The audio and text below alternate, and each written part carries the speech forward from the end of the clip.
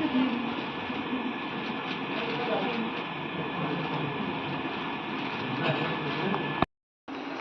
ते म्हणजे हे लोक काय पद्धतीचे आहेत, आता विरोधी पक्ष म्हणून जाऊ दे, पण तुम्ही लोक सर्वसामान्य जनता किंवा शेतकरी म्हणून तुम्ही मागच्या काही दिवसात पाहून राहिले.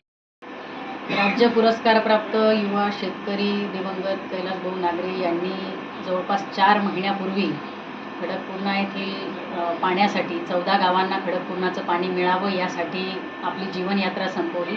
आज त्या दुर्दैवी घटनेला आता 4 महिने होऊन गेलेले आहेत आणि ज्या गोष्टीसाठी त्यांनी आपलं जीवन संपवलं, दुर्दैवाने अद्यापही महाराष्ट्राचं सरकार आणि कृषी विभाग किंवा जलसंधारण विभाग ती त्यांची मागणी पूर्ण करू शकलेलं नाही. 14 गावांच्या पाण्याचा प्रश्न होता, तो अद्यापही मिटलेला नाही.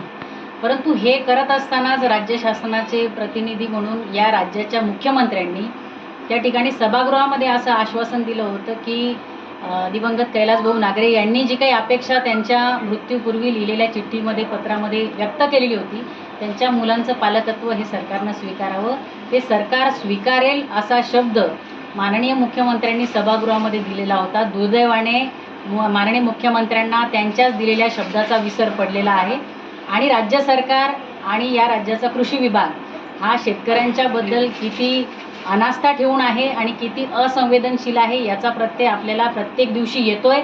आणि असं सरकार आणि असे कृषी मंत्री या महाराष्ट्राला लाभलेत हे या राज्याचं दुर्दैव आहे. आज आमच्या बुलढाणा जिल्ह्यातील एक नावाजलेलं व्यक्तिमत्व असलेला प्रगतिशील आणि युवा शेतकरी पुरस्कार प्राप्त दिवंगत कैलासभाऊ नागरे यांच्या कुटुंबाला जर आपण सभागृहात दिलेला शब्द न पाळता त्या ठिकाणी त्यांच्या कुटुंबाला जर न्याय देऊ शकत नसाल, तर बाकी राज्यातील शेतकऱ्यांना हे सरकार काय न्याय देणार आहे असं मला वाटतं.